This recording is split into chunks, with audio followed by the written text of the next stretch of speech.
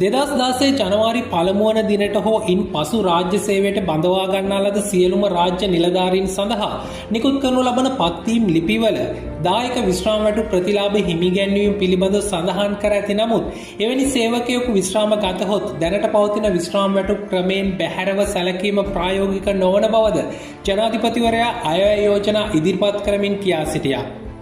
විශ්‍රාම වැටු හිමිකම පිළිබඳ වගන්තිය පත්වීම් ලිපිවලින් ඉවත් කරනු ලබමින් පවතින විශ්‍රාම වැටු ක්‍රමයට ඔවුන්ගේ හිමිකම තහවුරු කරනු ලබන බව මෙහිදී ජනාධිපතිවරයා වැඩිදුරටත් සඳහන් කර සිටියා.